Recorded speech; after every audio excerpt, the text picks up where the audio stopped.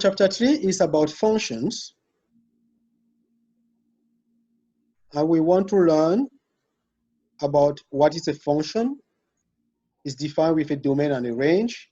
We will discuss the rate of change of the behavior of the graph, composition of functions, transformation of functions, absolute value function again, and inverse functions. So a function is a relation between two sets that we associate element of one set that we call input to the element of the other set, and we will get an output in such a way that each input has exactly one output. That's the characteristic of a function. Each input has exactly one output.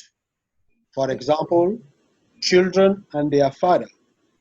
Each child biologically has exactly one father. But the reverse is not true. A father can have more than one children, or a mother can have more than one children. But if we were saying a relation is children to parents, then a child will have two parents, and that is no more a function. So discussing it that way, I will introduce the idea of the domain are all the input that has an output. If, for example, a child has a father who has passed away, and the relation is each person associated to his father, that child has no father, is not considered in what we call the domain. The domain are all the value of the first set that are associated to the second set. And the range are the values of the second set, all the men that are actually fathers of some children of the other set. That is what we call domain and range. As we proceed, we are going to look at some example. For example, f of x equals to 1 over x. Only values that are not 0 can be mapped into an image, what we call the output. If you take every number which is not 0, you can have the inverse of that number. So the domain of this function is every number except 0.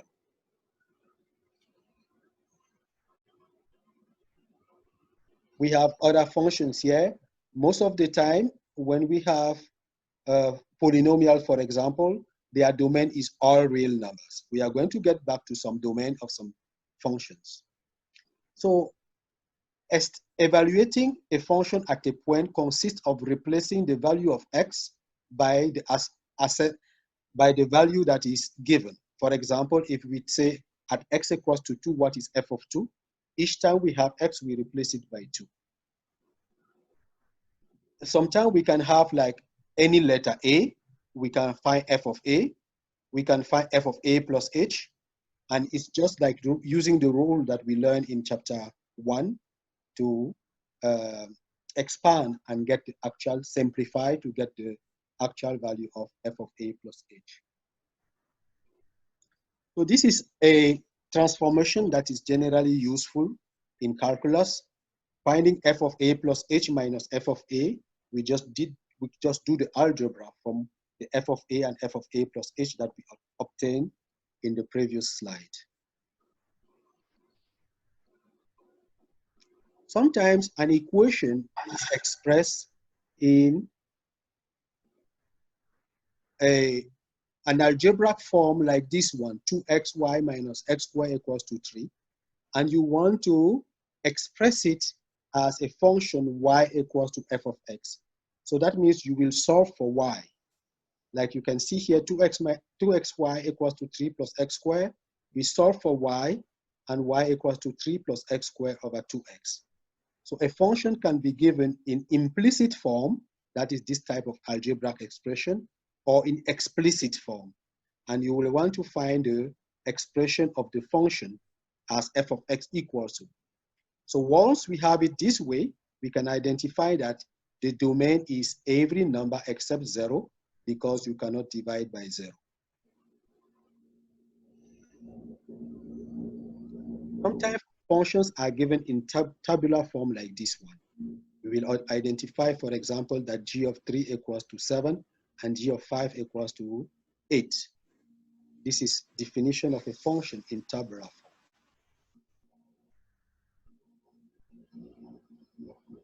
So a function is called one-to-one when to each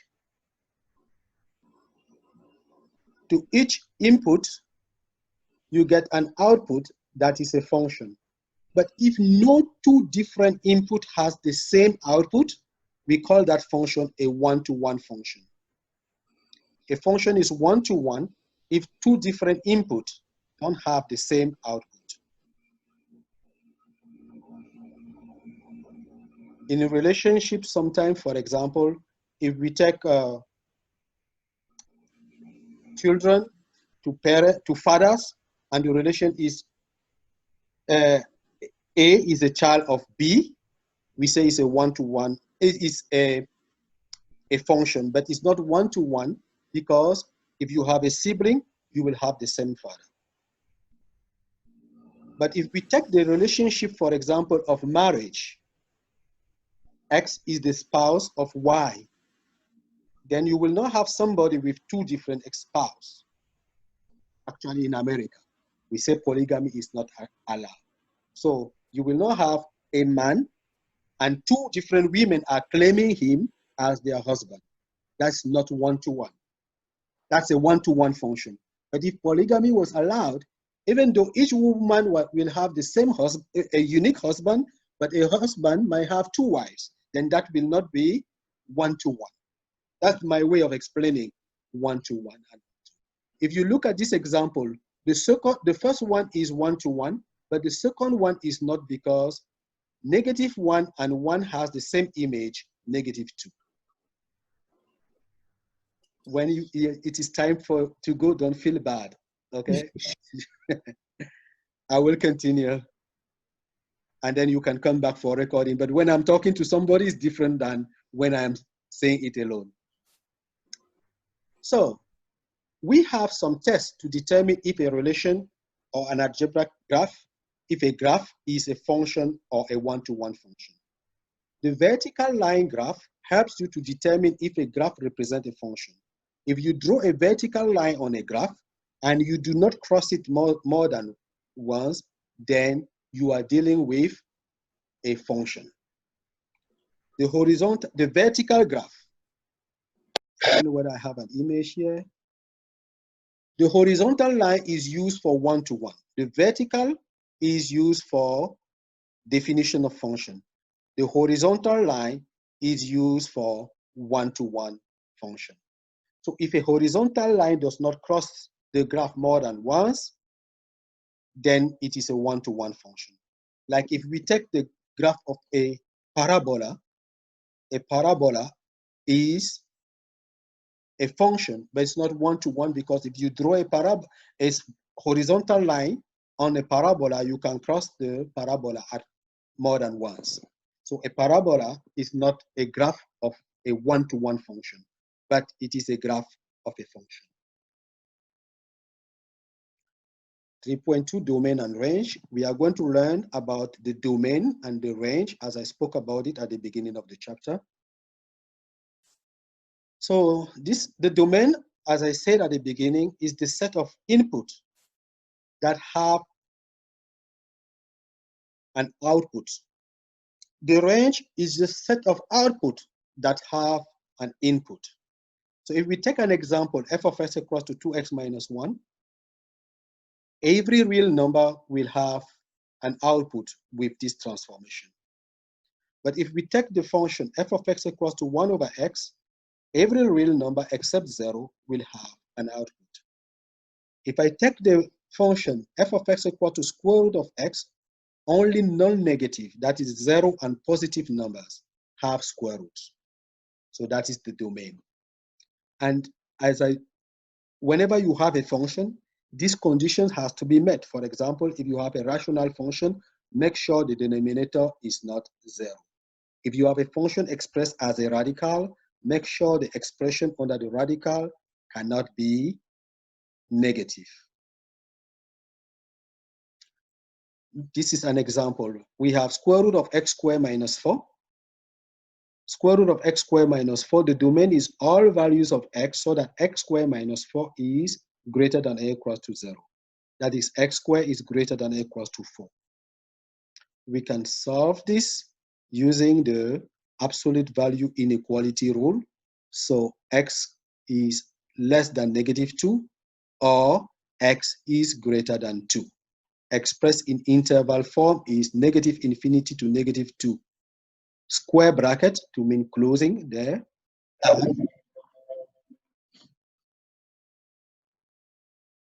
2 to infinity with square bracket because it was greater than or equal to. When you have equal to, you square the bracket.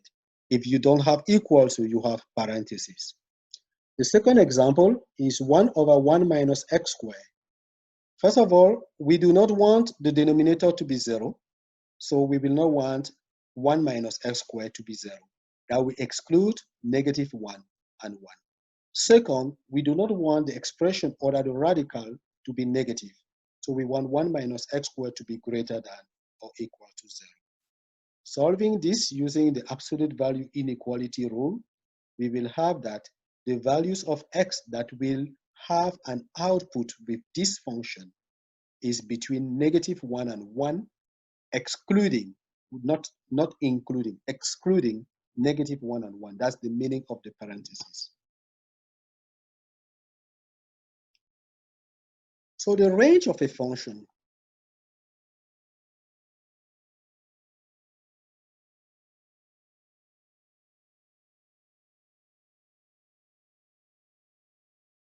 so we have the function f of x equal to x squared.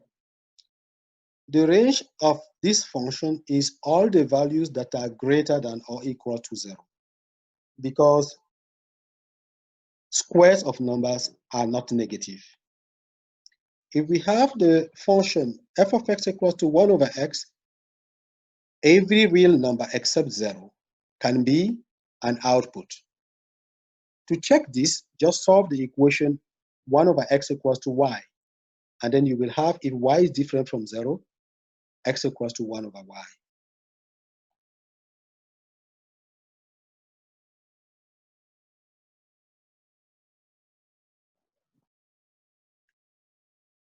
And we have f of x equal to square root of x. We know the square root cannot be negative. So if y equals to square root of x, we must have y greater than or equals to 0. So in general, to find the range, you solve the equation y equals to f of x. You solve it for x to see if there will be a value of x that will satisfy. Let me solve one using the whiteboard. Let me do this for one moment. So I want to find the range of the function y equals to 1 over x. Then I solve this equation, x equals to 1 over y, with the restriction that y is different from 0. This restriction is what tells me what the range is. The range is all the value of y except when y is 0. If I have the equation y equals to square root of x, then the square root of every number is positive. So I will say y is greater than or equal to 0 and x equal to y squared. Because the only restriction was taking non-negative numbers, the range will be all the non-negative numbers, that is 0 and all positive numbers. Let's go back to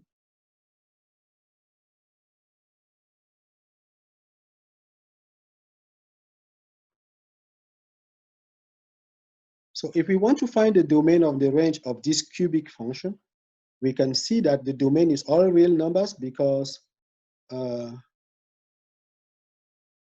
every real number can be transformed into this polynomial. And if you want to look at the range, you can graph this function. It's easier to graph this function, but we can also see that the limit of this function, anyway, not the limit, all values of real numbers can be expressed as 2x cubed minus x.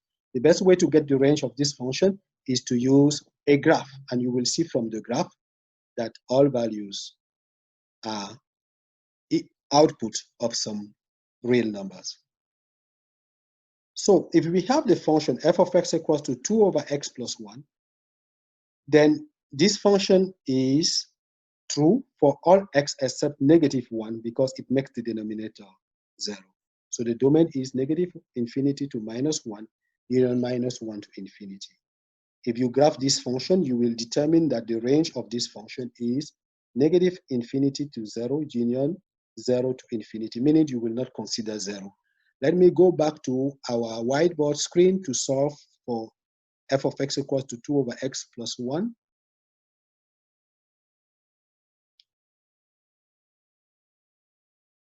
So if we have y equals to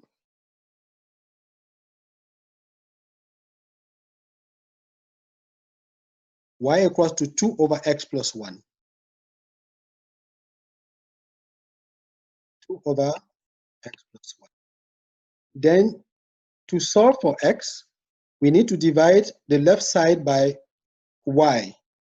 To divide, we will need that if y is not 0, then x plus 1 equals to 2 over y. So x equals to 2 over y minus 1.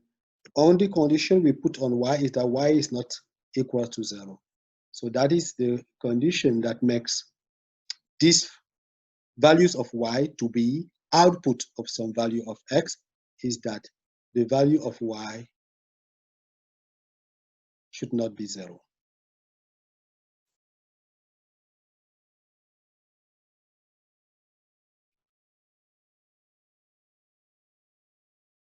To find the domain of f of x equals to 2 times square root of x plus 4, we need that x plus 4 should be greater than or equal to 0. So the domain is negative 4 to infinity.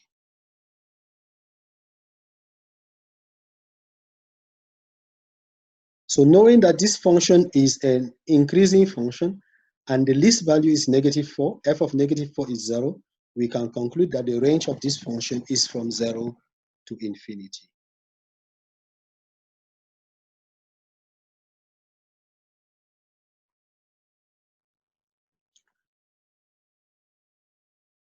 So a piecewise, we call a function piecewise defined if it is defined in intervals of r. So that is, we break r into pieces, and within each piece, we define a value for that function. An example of piecewise defined function is the absolute value. We define it as x for the piece of non-negative numbers, that is x greater than or equal to 0, and we define it as negative x if x is less than 0. As I said before, like absolute value of negative 2 is negative 2, which is 2 again. So given a piecewise function, to sketch the graph, indicate on the x-axis the boundaries defined by the interval on each piece of the domain. And for each of that piece, draw the graph according to the piece of the domain in the graph. For example, we have the function f of x equal to x squared if x is less than or equals to 1, f of x equals to 3 if x is between 1 and 2, and f of x equals to x if x is greater than 2. We will subdivide R into these intervals.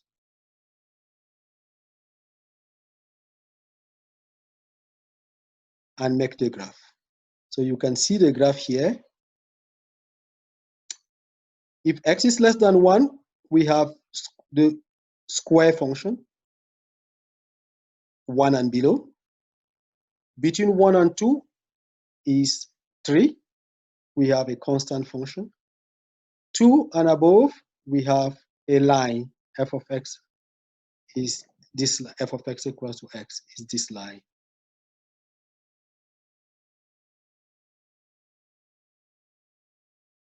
Hi, Casey, can you hear me? Casey is trying to log in and it seems she's having trouble. Okay, So another aspect of function is to determine the rate of change of the function and the behavior of that function over the graph. So the rate of change is the average rate of change is output change divided by input change. That's what we call delta y, the change in the y values divided by the change in the x values. This is an example. Gasoline costs have experienced some wild fluctuations over the last several decades. The table below lists the average cost in dollars of a gallon of gasoline for the years 2005 to 2012. The cost of gasoline can be considered as a function of year. So for each year, we will associate the average cost of gasoline for that year. This is a function because the average cost is a unique value. So we may want to know, if we were interested only in how the gasoline price changed between 2005 and 2012, we could compute that the cost per gallon had increased from 2.31 to 3.68, an increase of 1.37. While this is interesting, it might be more useful to look at how much the price changed per year. In this section, we will investigate changes such as these. So we may want, for instance, to determine the average rate of change of the price of gasoline between 2007 and 2009. What we are going to do, we consider the price at 2009 minus the price at 2007 divided by the number of years from 2007 to 2009. So we get minus 0.22, which means that there is a decrease in the average in the cost of gasoline between 2007 and 2009.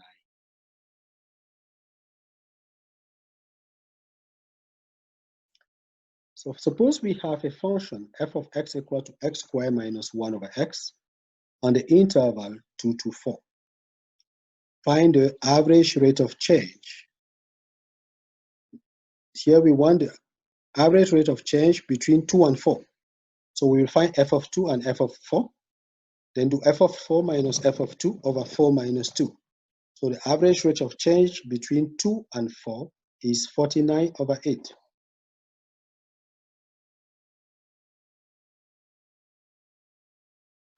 Increasing and decreasing function.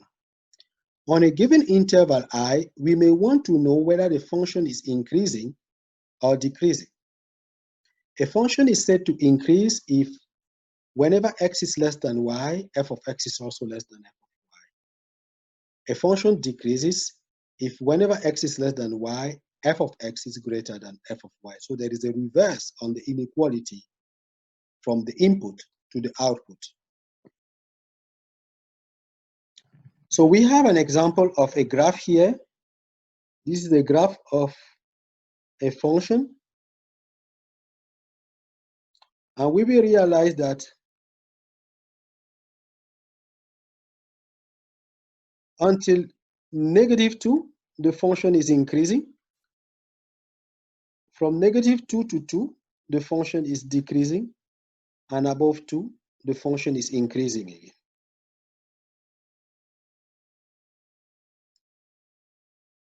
Local minima and local maxima. So a function is considered to have attained a local maximum at a point B if there is an interval AC containing B within which f of x is less than or equals to f of b for all x between a and c. So there is an interval within which f of b has the highest value. And we say the same thing with local minimum. If there is an interval around b within which f of b is the least possible value of f, then b will be called a local minimum.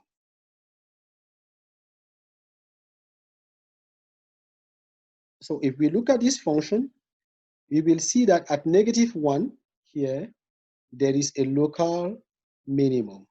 And at 1 here, there is a local maximum, a point at which within the interval here from 0 to 2, it is at 1 we have a maximum. From -2 to 0, we have a maximum at -1.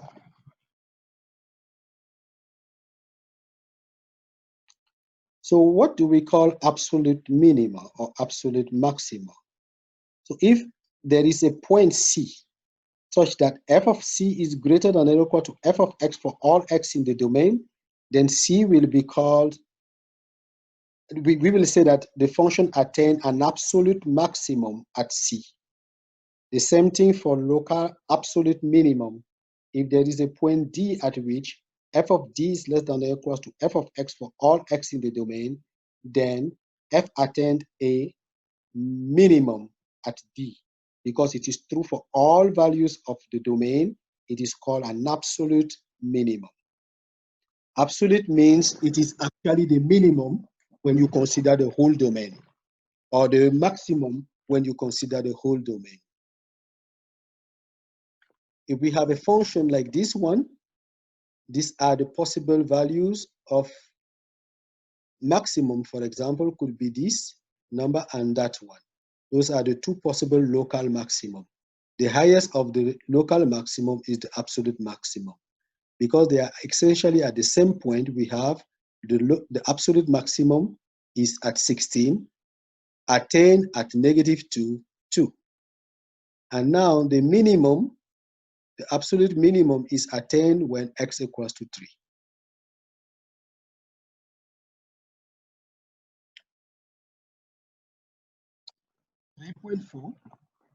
Composition of functions. So we will learn in this function how to combine algebraic function algebraically, how to define new function using what we call composition of function. We will learn how to evaluate the composite functions, find the domain of a composite function, and decompose a composite function into its components.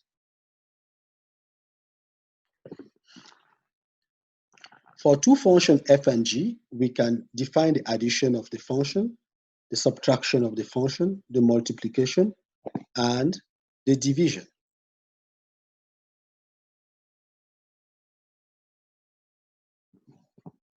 So we are going to look at some example. Suppose we have two functions f and g, f of x equal to x minus 1 and g of x equal to x squared minus 1. Then g minus f of x is g of x minus f of x, which after simplification is x squared minus x, and factoring give x times x minus 1. We can also find the division. G over f of x is g of x over f of x, which is x squared minus 1 divided by x minus 1, where x is different from 1. Because x is different from 1, we can simplify this by x minus 1, and we get x plus 1. So g over f of x is x plus 1.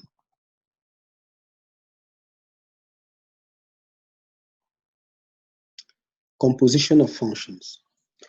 Suppose we have two functions f and g. We can define the function of a function called the composition f composition g as f composition g of x is f of g of x. So the domain of the composition affects all values of x such that x is in the domain of g and g of x is in the domain of f.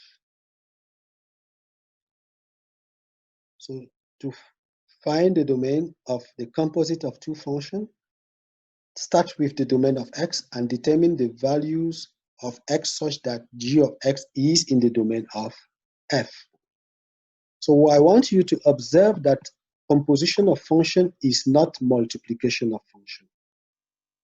And also, composition of function is not commutative. The order of the composition is important. These are two functions, f of x equals to 2x plus 1, and g of x equals to 3 minus x.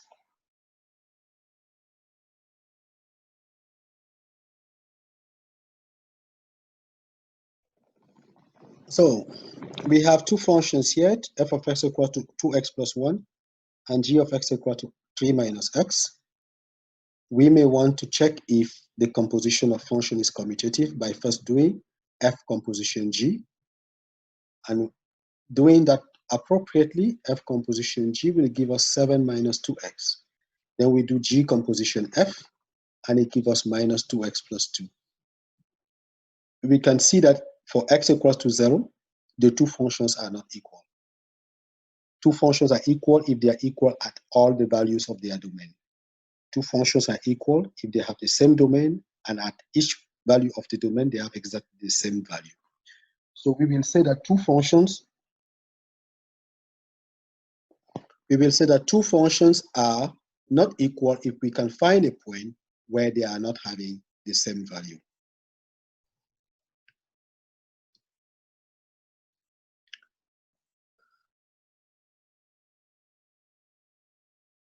So we can also use composition of function from their graph. You do the same procedure as whenever you are evaluating a function using a graph. You want the composition f, composition g of x is f of g of x. You go on the graph of x and find g of x. You now go on the graph of f, and on the x-axis, you identify the value for g of x and find f of that g of x.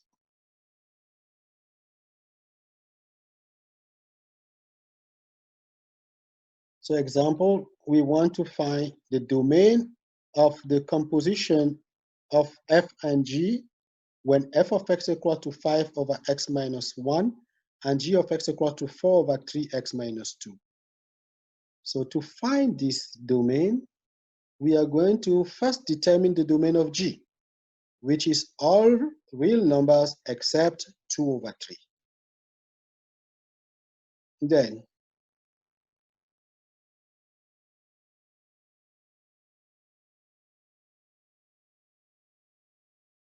we need to remove from this domain all the values of x such that g of x is not in the domain of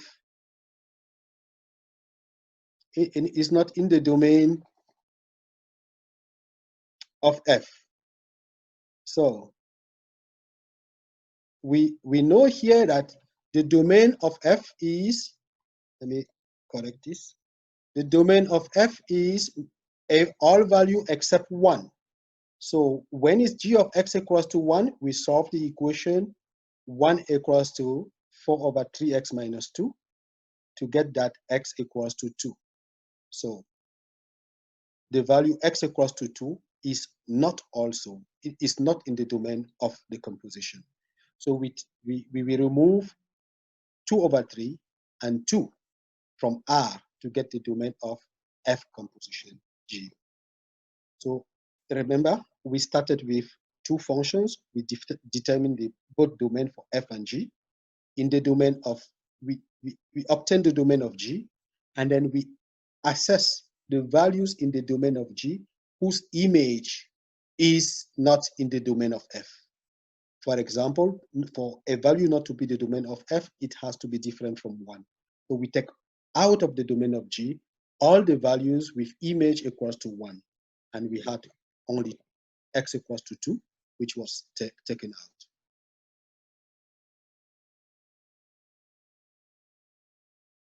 So we may want to, if we have the composition of two functions, we may want to obtain the functions that made that composition.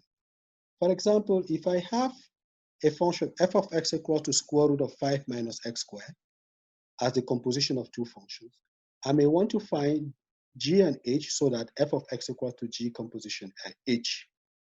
So if I define h to be 5 minus x squared and g of x equal to square root of x, then g composition h will be square root of x minus 5 minus x squared.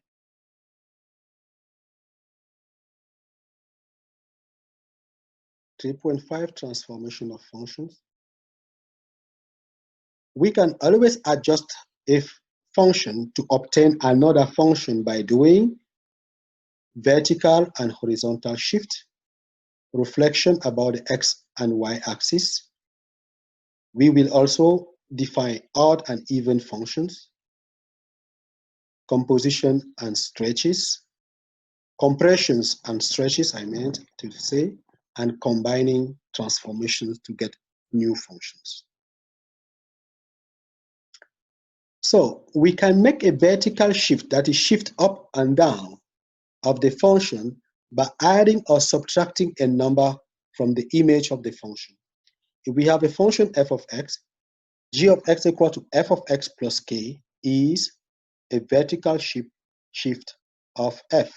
As you can see in this image, if k equals to 1, that means we will shift f up by 1.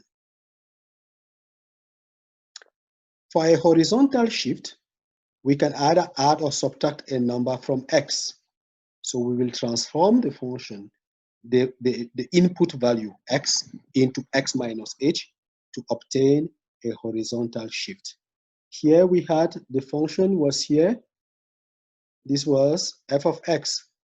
Now x plus 1 will shift to the left. X plus 1. That's why you are seeing a negative here, because when it is negative, it shifts to the right. When it is plus, it shifts to the right, to the left.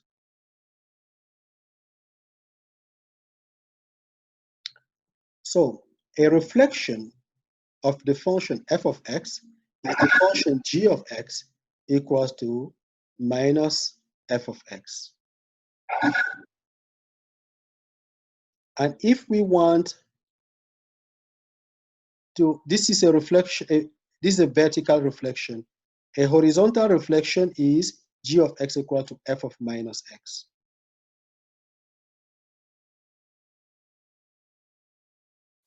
So this is an example of vertical reflection. This is the square root, and minus the square root will be this one. It's just reversing all the positive values into negative and negative into positive. And we have here a horizontal reflection. So the image of the positive numbers is the same as the image of the negative number. That's why we have a horizontal reflection about the y-axis.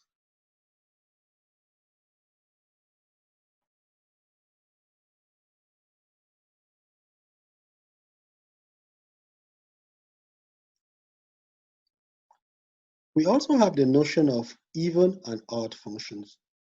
A function is called even if f of minus x equals to f of x. It is called odd if f of x equals to minus f of minus x. This can help us to easily get the graph of one from the other using the reflection property. So we have a function here, f of x equal to x cubed plus 2x. Let's check if it is even or odd. To do that, we will look for f of minus x. We will see that f of minus x is minus f of x. Let me correct this one.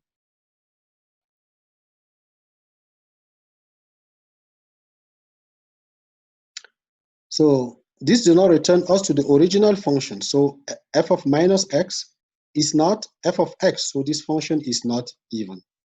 But minus f of minus x is f of x. So this is an odd function. F of minus x equals to minus f of x. This is an odd function.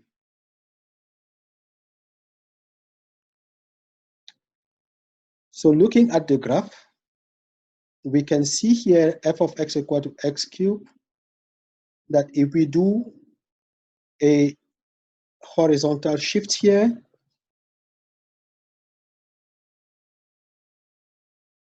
or we can just check f of minus x, we will see is minus f of x. This function is an odd function. So we can also speak of vertical and horizontal stretches and compressions.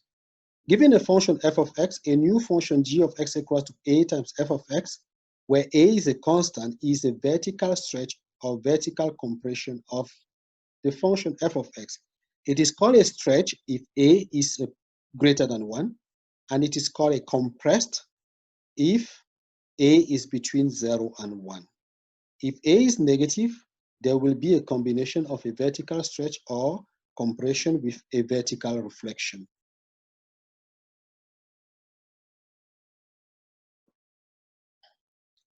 When trying to determine a vertical stretch or shift, it is helpful to look for a point on the graph that is relatively clear, that is, you can easily identify the output for that point. For example, if we want to determine the relation between g and f, we have g of 2 here equals to 2. With the basic cubic function at the same input, f of 2 equals to 2 cubed equals to 8, then we will see here that 2 is equals to 8 over 4. So g of 2 equals to 1 over 4 f of 2.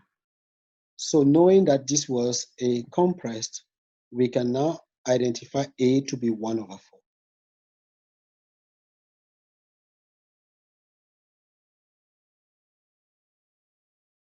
Horizontal stretches and compression.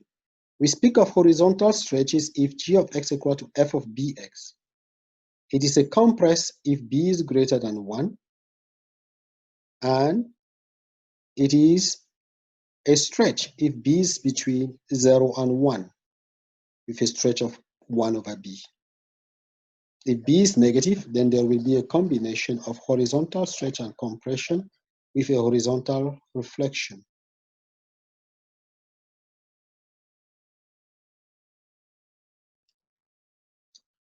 So let's look at these two functions, g and f.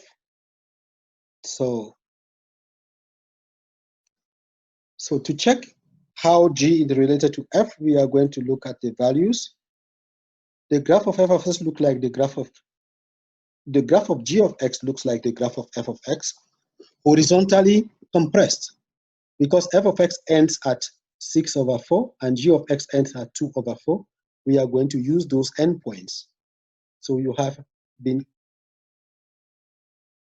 we can see that the x values have been compressed by 1 over 3, because 6 times 1 over 3 equals to 2.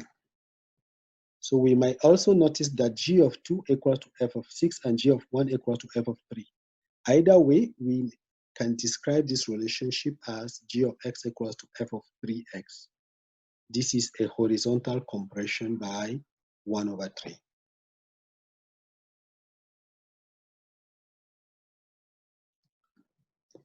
Transformation of function. When combining vertical transformations written in the form a f of x plus k, first vertically stretch by a and then vertically shift by k.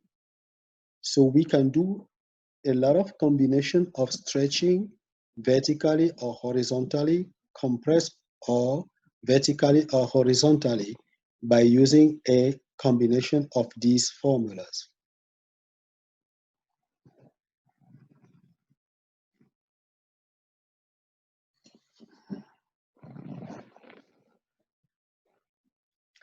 Absolute value function. We are going to, in this, to make the graph of the absolute value function and solve absolute value function equation. So the graph of absolute value, like a graph of any piecewise defined function, is obtained by dividing the real line into the pieces involved in the definition of the absolute value. Here we are going to define the real line into negative and positive side. For negative side, f of x equals to minus x, we have the line y equals to minus x, and for positive sides, we have y equals to x, and we have the corner here at 0. We may decide to do some combination of stretching, shifting, vertically, horizontally, of our same function, y equals to absolute value of x. By defining another value, y equals to 2, absolute value of x minus 3, plus 4. So we have the first graph here. This blue graph is absolute value of x.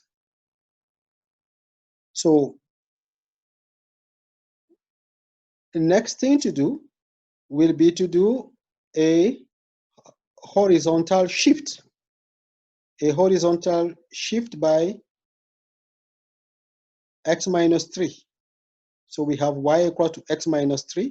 We shift the graph from absolute value of x to absolute value of x minus 3. Then we will do a vertical stretch by multiplying it by 2 here to get this green function. Then we are going to use the orange color to do a vertical shift by adding 4 to the new stretch function. So these are movements that we can do. The final function is this orange function. Now, to solve an absolute value equation, remember, as we learned in chapter 2, we should know, first of all, the definition of absolute value. And we will have to say that to solve absolute value of A equals to B with B positive, we will have the solution that either A equals to B or A equals to minus B. Inverse function is the last section, inverse function. As I say at the beginning of this chapter, as you define a function, each input has exactly one output. If we also say every output has exactly one input, then we define what we call a one-to-one function, and it has an inverse. The inverse will be defined by defining the reverse of the function, taking output back to input. Remember that in order to do that, we want to make sure that there is no two inputs having the same output to prevent the reverse from not being a function. So if every output has a unique input, we have a one-to-one function that defines what we will call the inverse of a function. So we will say that if a function is one-to-one and we define y equal to f of x, then f inverse of x is the inverse of f and is defined as f inverse of y equals to x. So f of x equals to y if and only if x equals to f inverse of y. And the composition f inverse of f and f inverse of f and f of f inverse are all identical, the identity function. But I want you to know that the inverse function f inverse, written like this, has nothing to do with the arithmetic inverse or algebraic inverse of the value f of x. So that is what we have here. F inverse of x is different from 1 over f of x. Let's look at this function. F of x equal to 1 over x plus 2 and g of x equal to 1 over x minus 2. Is g equal to f inverse? To check that, we are going to do g of f of x, and we will end up getting x. And we will try f of g of x, and we also get x. So the functions are inverse of each other. Generally, if the inverse of g, then g is also the inverse of f. The range of the inverse is the domain of the function, and the domain of the function is the range of the inverse.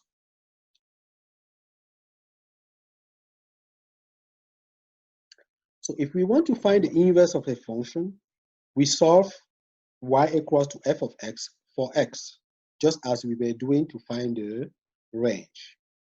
Example, f of x equals to 2 plus square root of x minus 4. To find the inverse function, we will solve y equals to f of x, and we will end up having y minus 2 squared equals to x minus 4. Remember that before you square this to y minus 2, we are going to write here y minus 2 equal to square root of x minus 1. That means y minus 2 must be positive to be the square root of a number. And that's how we obtain the domain of the function with the inverse function, which is actually the range of the original function. So the procedure that we were using to find the range with an equation y equal to f of x is the same procedure to get the inverse function. So we'll solve for x, and x equals to y minus 2 squared plus 4. So f inverse of x equals to x minus 2 squared plus 4. But the domain of this function is 2 to infinity, because in order to define it, we had to remember that y minus 2 was the square root, y minus 2 is the square root of a number, and the square root must be positive, even though that does not translate into this expression. So when you are asked to find the domain and the range of an inverse function, be careful in your procedure.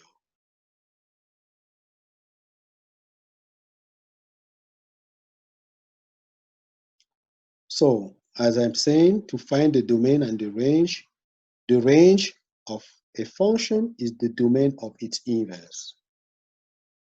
The domain of a function is the range of its inverse.